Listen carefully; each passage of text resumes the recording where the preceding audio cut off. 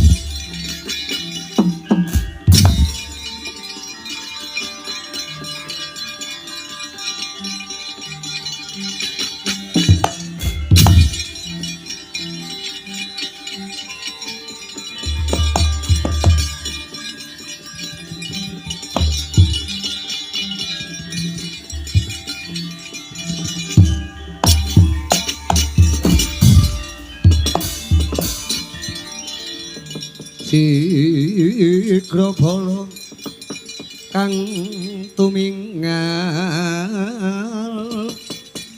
asampo samya medali ler tatit wileting gada danyanggung manguntang niti benjang sangat dimicil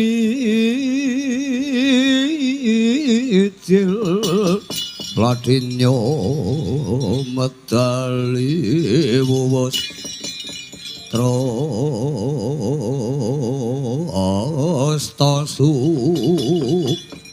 rawilaga kaya buta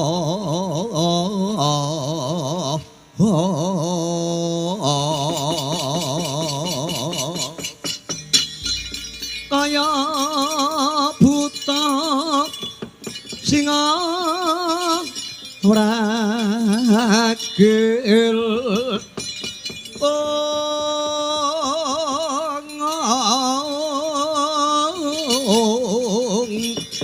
pasti kanggo gendang nyomangamba boyo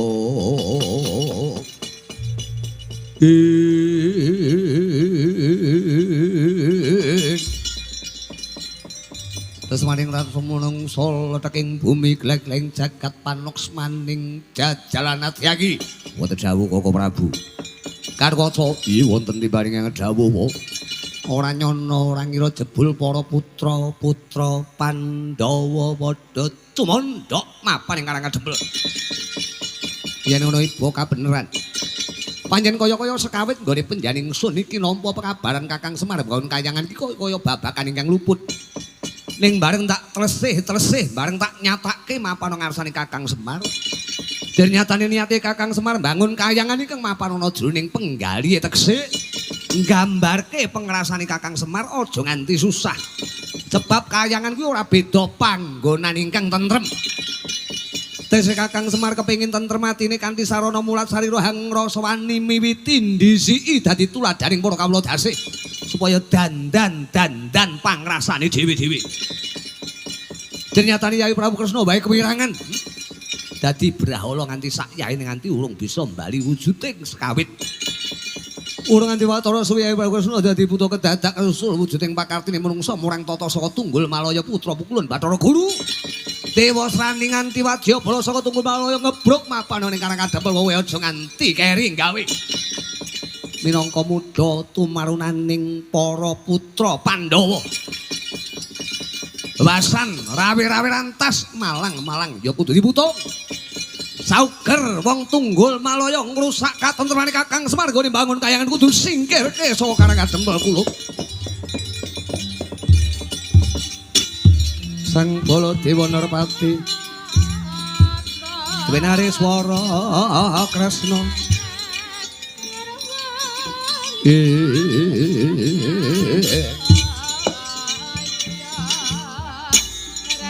sakalangkung tresnanira marang Diabanon jinawi mongko bisa unggianipun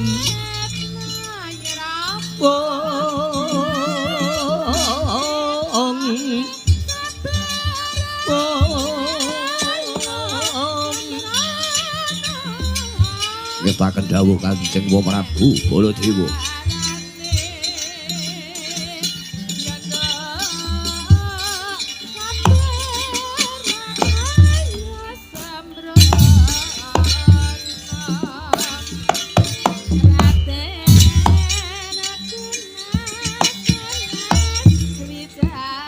Yun pangestune Pakde.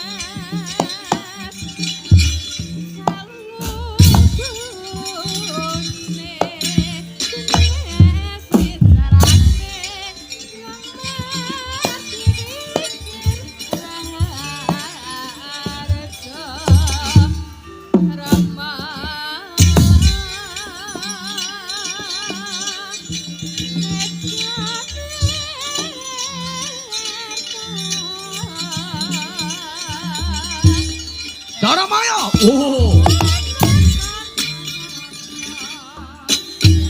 Ayo marga kirek lampit burka timpul aton lanang kuasakno nyekel gaman. Buta berdua aja nganti ana kang keri bedalan sak kabupaten. Gempor Karangadempel, gempor Karangadempel, gempor Karangadempel. Weh. Hei. Weh.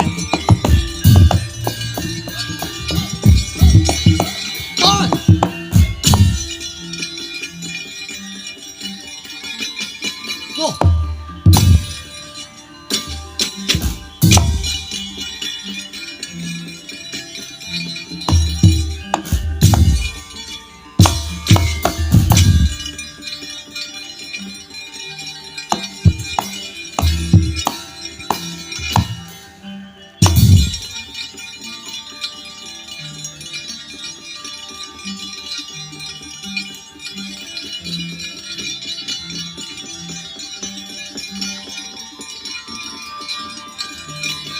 Oh.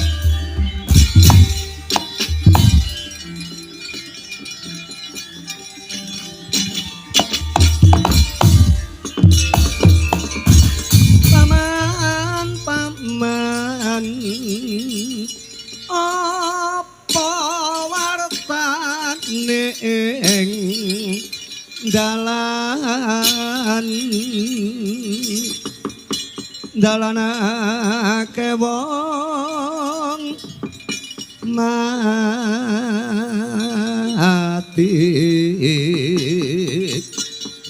mati kena ngopo mati tenekane ngoyo curiga tembusing kikir akari raga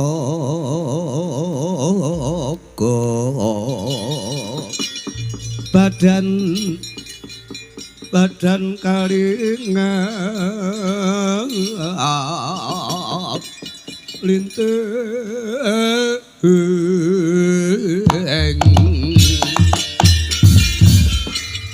bela dalah jagat Dewa Bathara jagat pangestu ngara wata titah ento.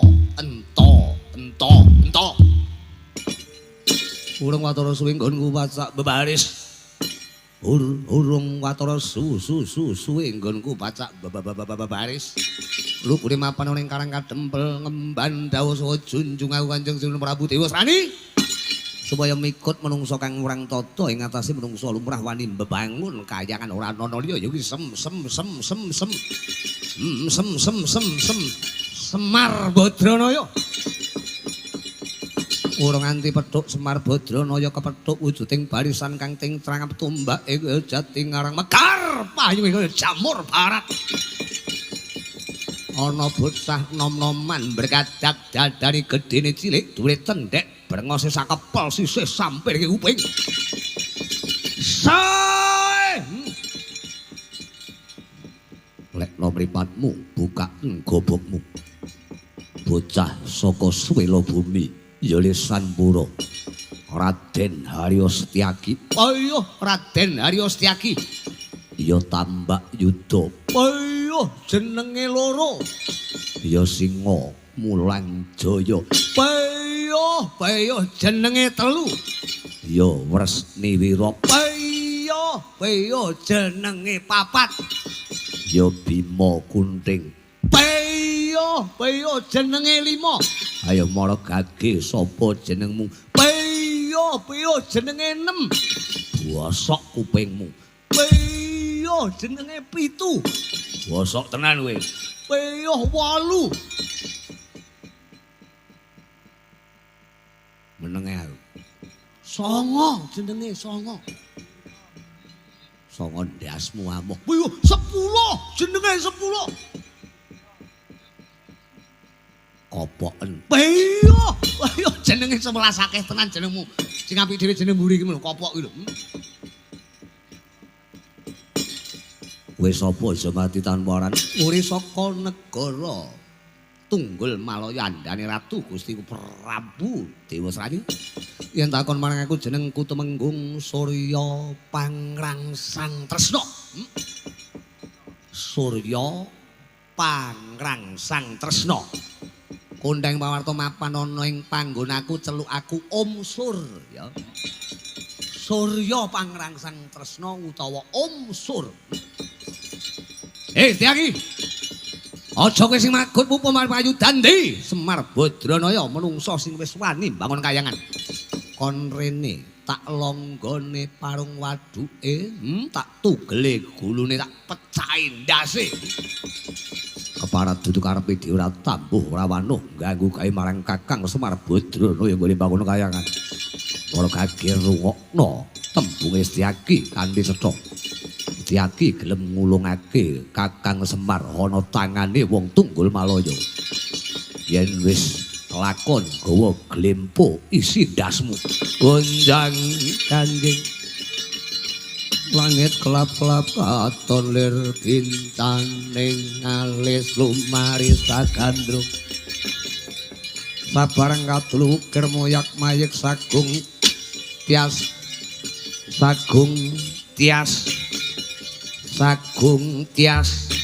balipur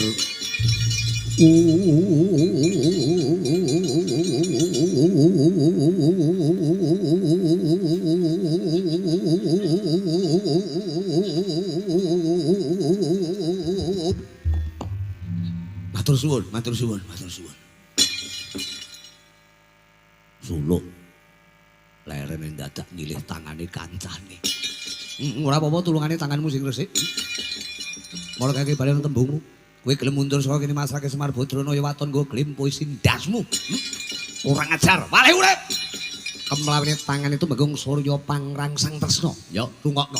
Kemlawine tangane Tumenggung Surya Pangrangsang Tresna utawa Om Sur. Nibani diadamu ora bengkah. Kelakon gurani batangmu Setyaki jangkeme.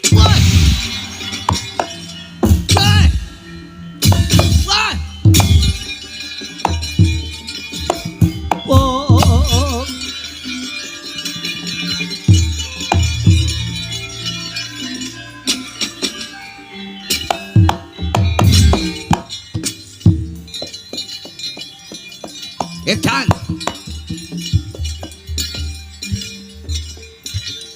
Keparat. Nembiling-bilingan. Wani maju rawane minggato sing adoh.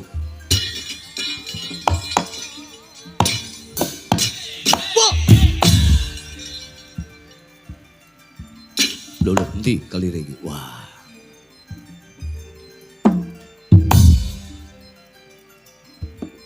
Us. Hop, ah, hey. Boy. Boy. Us. Ah, oh. Boy. Boy. Hop, oh. Ha. Ora minggat. Pecah sirahmu. Karo kencure ya, Le. Nah, ya wis cocok. Lanang njaluk ambung wayang. Hop ho. Wis, eh. Wai, oh ha. Oh ha, eh. Wai.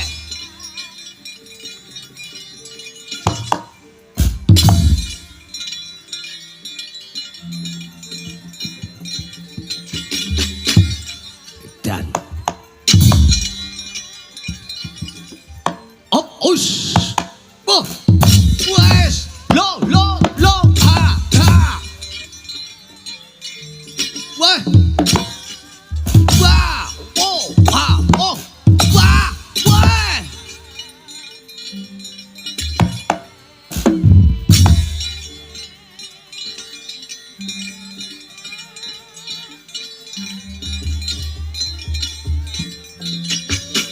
woi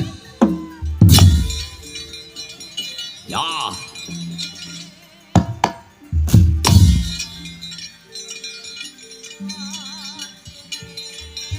dan tahun parat wis modar kowe Setyaki iya jaluk amukan bayo ndi tanganmu ndi oh wow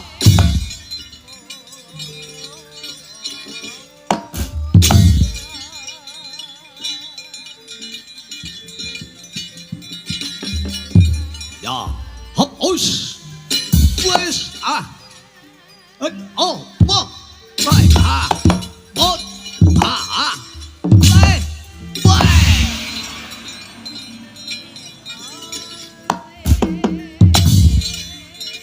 edan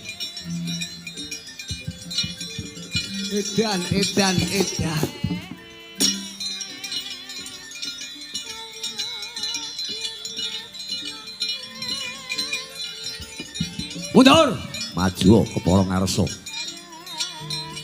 hop oi bah ongkek boyok Setyaki on iya ha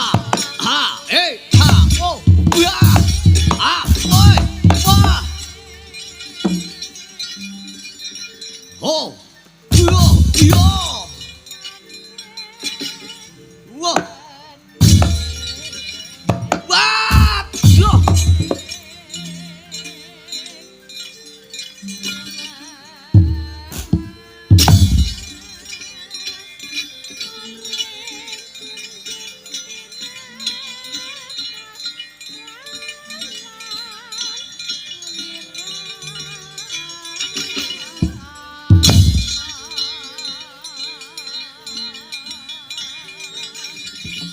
oh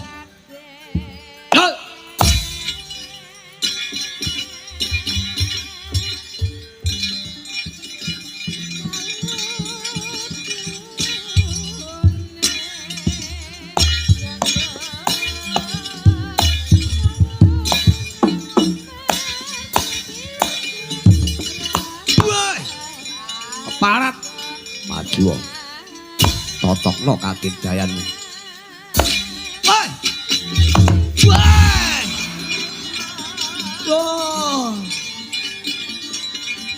aduh what oi wah wah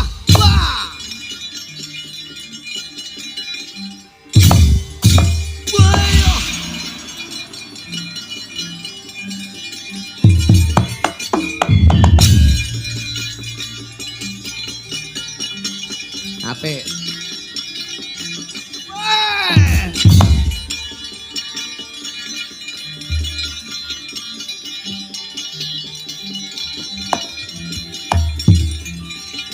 Hey.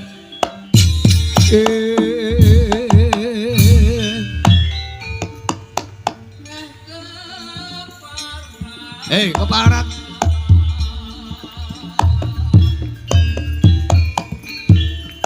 Wong Karang Kadempel.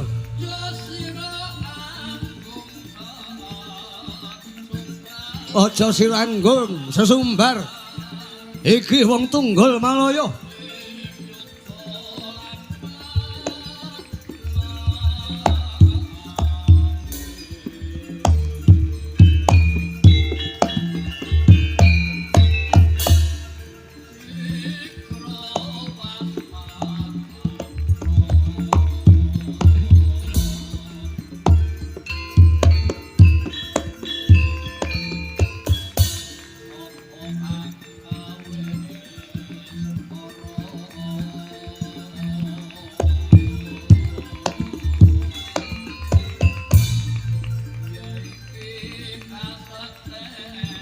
Ya iki kasekten Mami wong Karang Kadempel.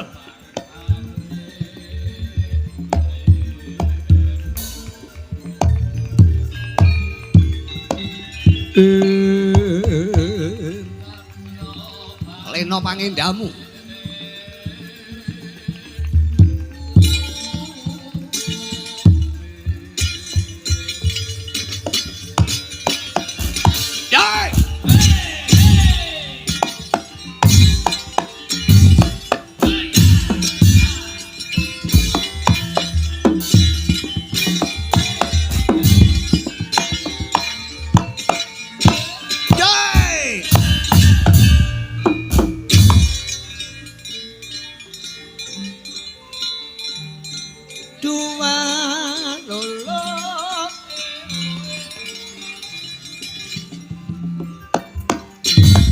Dondong rete-rete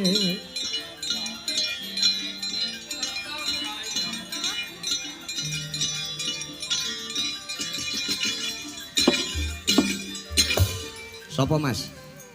Aja mati tanpa aran bocah jangkar bumi.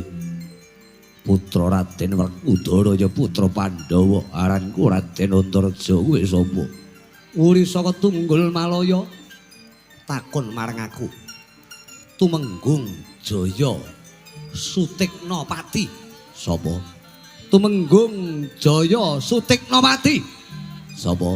Sutik-sutik angel men to kowe iki aku dikenake Jaya Sutiknapati panatukan takon sapa-sapa. Sutik Semar kono rene. Tanding ana Antareja. Ya. Hei! Oh, ngalih.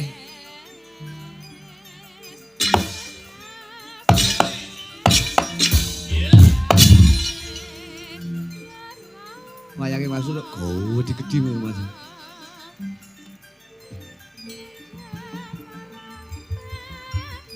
Oh.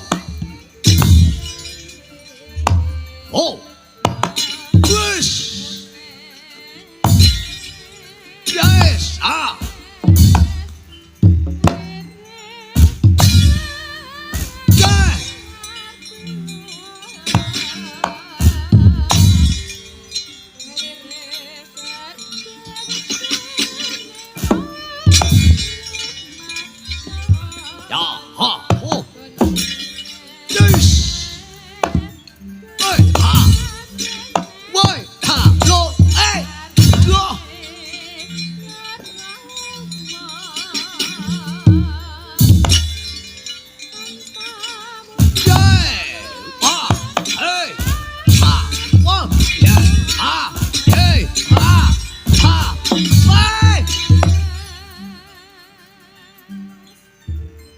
Loh mati aku.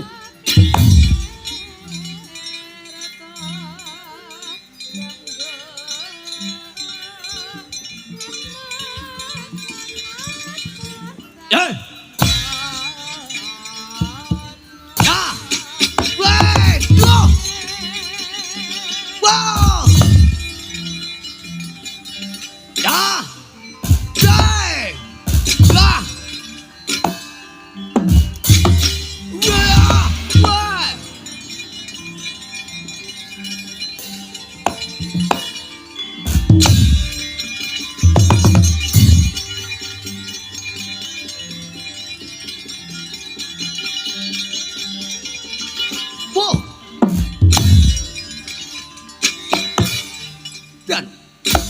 Woclok.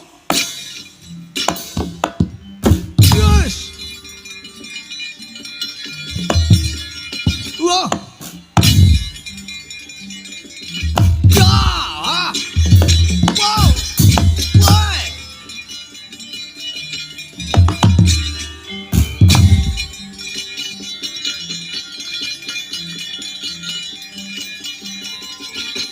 Waduh mati aku.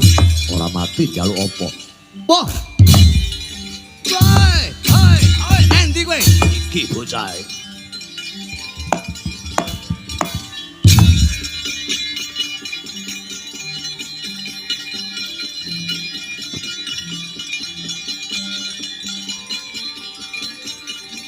Doi. Loh mati aku. Mundur.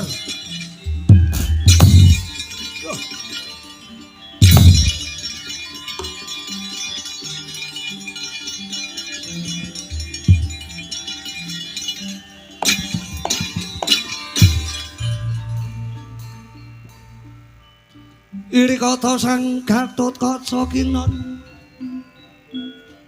mapat harga suta tekap ira Kresna. Wah, corong sak tembok jembaring Gondodo. Sapa Mas? Aja mati tanpa aran. Takon marang aku. Raja Muda Pringgodani Prabu Anom Gatotkaca. Ayo bali kowe sapa? Wajabala Tunggul Malaya.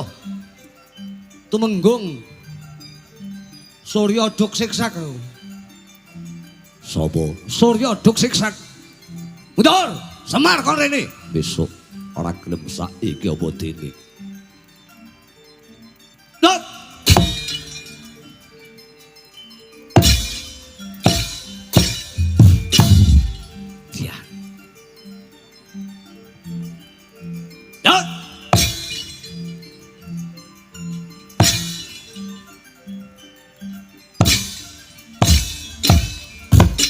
Dia. Wah! Wah! Ya! Wow!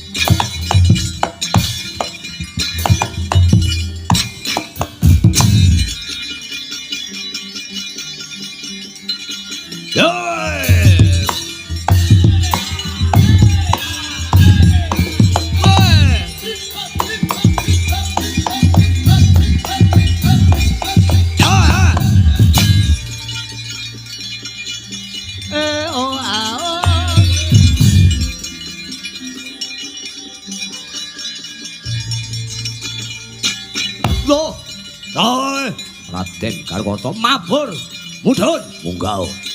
Mudhuna, munggah, mudhun, munggah. Mudhuna penak ning ngisor, penak ning dhuwur. Penak ngisor, kowe ora tau ngrasake dhuwur. Penak dhuwur. Wah. Edan.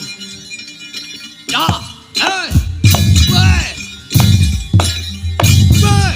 Duh, mati aku. Duh. Duh. Duh.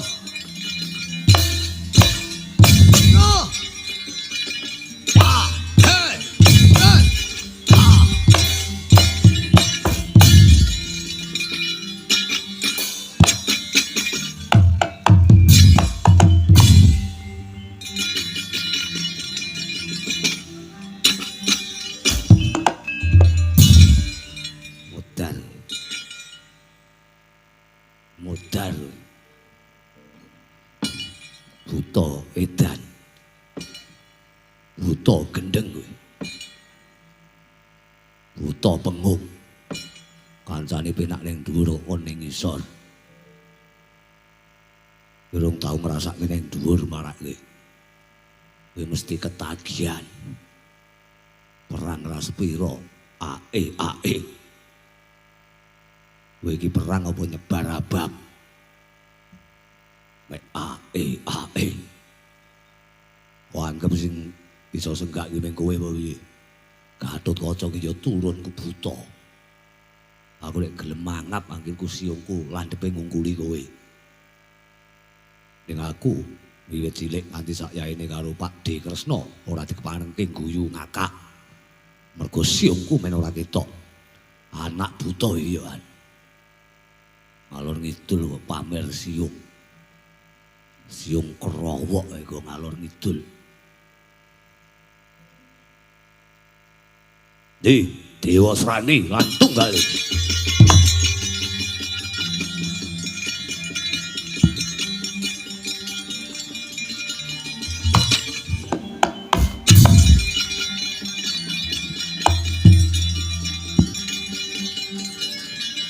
Saramaya.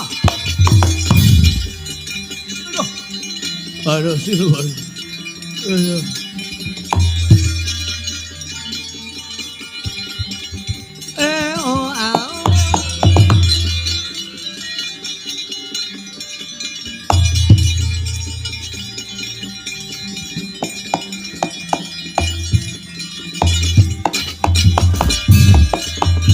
Aja tulus sore kaki ana dewa ngangklang jagat nyangking pokor kencanane isine donga tetulak sandang klawan pangan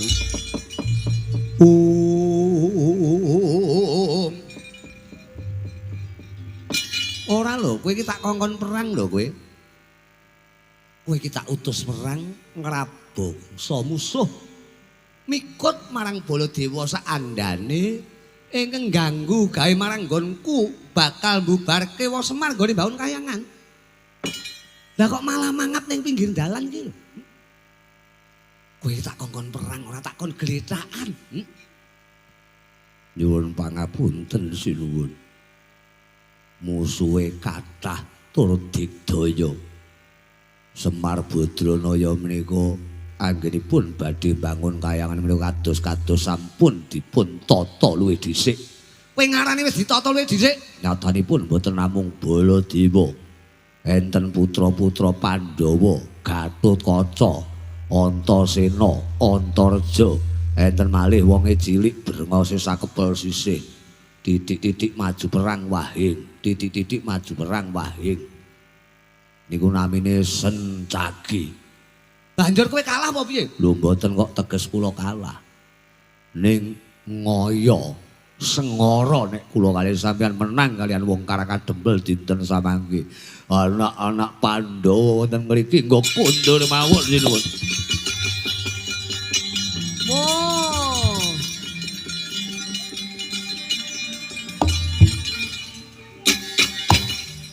Keparat kowe iki dadi patih ora nuhoni jiwa kepatihanmu.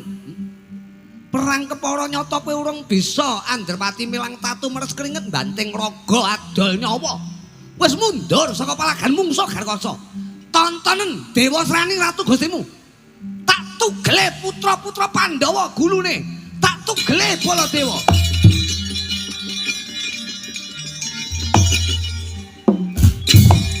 Urung mak.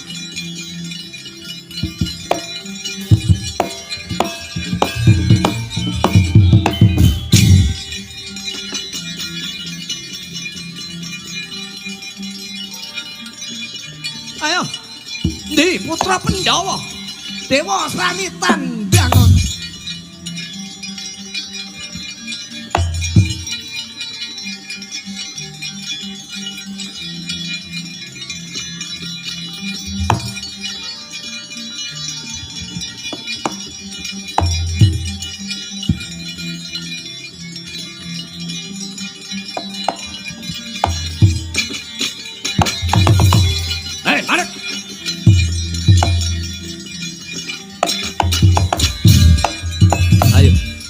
cocok karo regane ndok kepara nyata kowe sing tak enteni wis sore mau.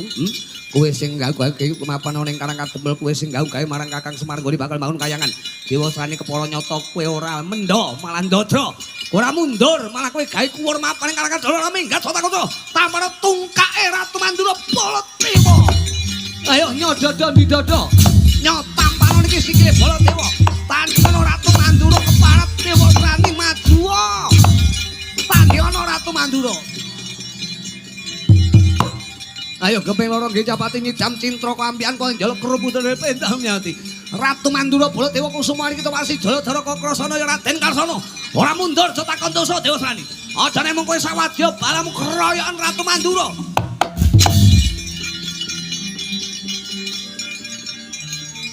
Wah.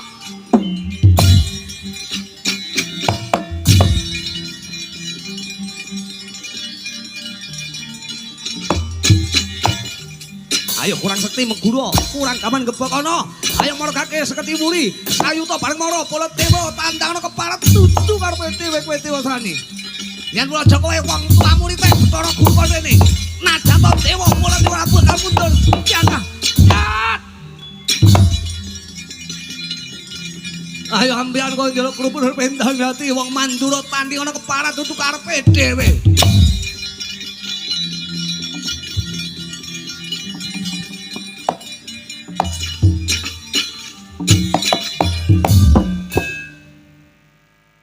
Teh, wonten dawuh. Aku menang apa kalah ya, Teh? Lho lah duka sing perang sinten? Sing perang acu. Dalem sing perang acu. Musuhipun Ratu Mandura Baladewan. Baladewan. Prabu Baladewa. Amuk Suramrata Jayamrata cewar. Nyododo ndidodo cewar. Aku iki menungso ya arep dicor karo Ratu Mandura.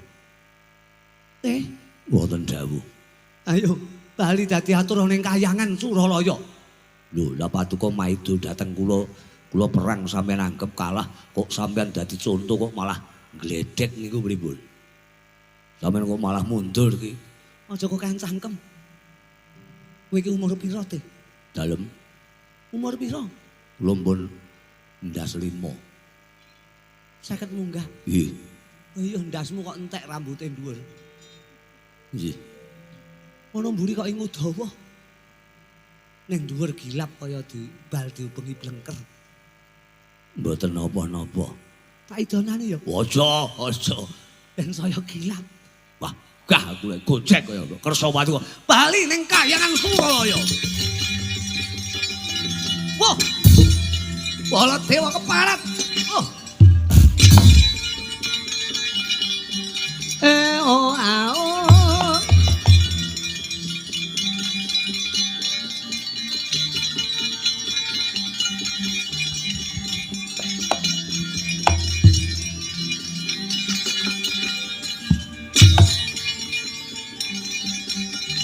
Koko Prabu.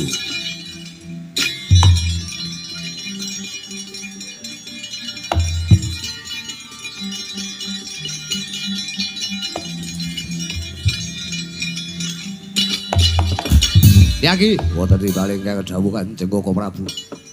Nyatane ora nganti sak gedhakan. Urung nganti sak gedhakan, urung nganti Baladewa ngetokke pusaka piandelku ya iki Kyai Senjata Nenggala lan Anugara. Najan to Dewa Srani kaya anak dewa, sak wadya balane wis padha lumayu salang tunjang kaya merang katempuh ing banjir bandang kuntal kaprapal kaperwasa. Wis mundur saka Karang Kadempel Kyai. Lajeng Kersapati Kanjeng Koko Prabu Balarama kados pundi ngene Kyai. Gelem ora gelem lungane Dewa Srani sawadya balane kae merga kalah mula ora mukal kalamunta gimbal rasa suwa. Tetep aja nganti begating kaprayitnan jaga-jaga katentremaning Karang Kadempel aja nganti Kakang Semar nggone bangun kayangan diganggu gawe dening para dewa lan Dewa Srani. Ora mukal kalamunta sawanci-wanci Dewa Srani mengko mesti nggawa wadya bala kang luwih akeh meneh bali ning Karang Kadempel. Karsapaduka sowan Kakang Semar ngaturi uninga kalamunta wong Tunggul Malaya wis padha mlayu iki. Wis waket dawuh Koko Prabu.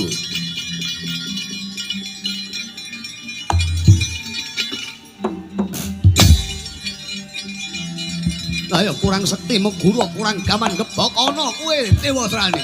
Bala dewa ngenteni ana ing Karang Kadempel.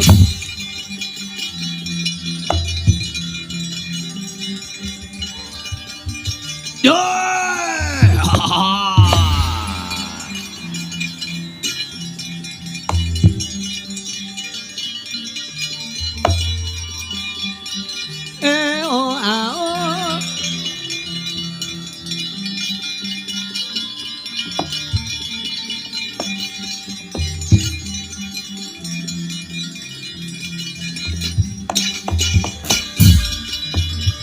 Wantine mus madya ratri Jwang Tandra pur nama Siti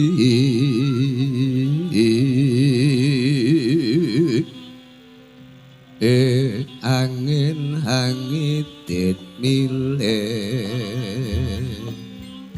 arom pancaran sari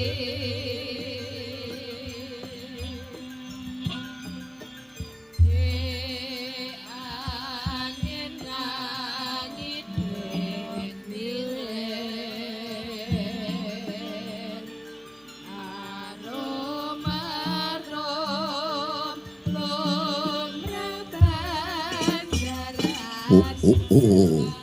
Kakang Semar Badranaya, Kakang Semar Badranaya.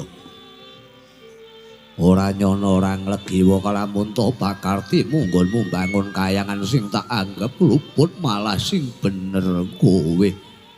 Kayangan pepindhane penggalimu sing tentrem ora beda kaya kahanan kahyangan. Tentreme atimu yen to kowe nyawang kawula kabeh padha urip mulya seger kuwarasan murah sandang pangan. Ladalah Kakang Kemarnyata Prabu Kresna najan to aku iki sing Bathara Wisnu saka mangsa kesasapan angkara. Nyatane nggonku nata negara mangreh kawula Ndarawati saka mangsa tak ukur rasa gedhing lan rasa sengit. Ladalah Kakang aja kuwatir tak jampangi muga-muga lebda ing karya nggo bangun kayangan tumuli tentrem jagat raya iki tak jagane lumbung sinayur Karang Kadempel. Wow.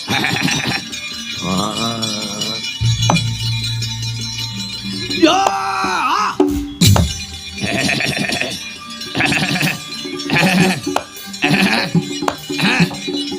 Wow, ora sida, rasa.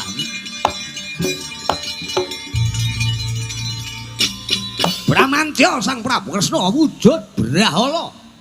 Getem-getem medhone penggalih merga saka wus maneni marang Kilurah Semar Badranaya. Arsa njaga lumbung sinayur Sang Prabu Kresna ingkang sarira bala srewu. Jejogetan pating galidra. Sakala arsa koprol Sang Prabu Kresna.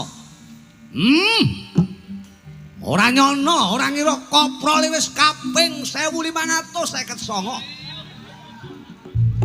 Eling-eling titising Bathara Wisnu. Kula aturi mbayangaken piyambak kaya ngapa Kresna leh koprol. Wung.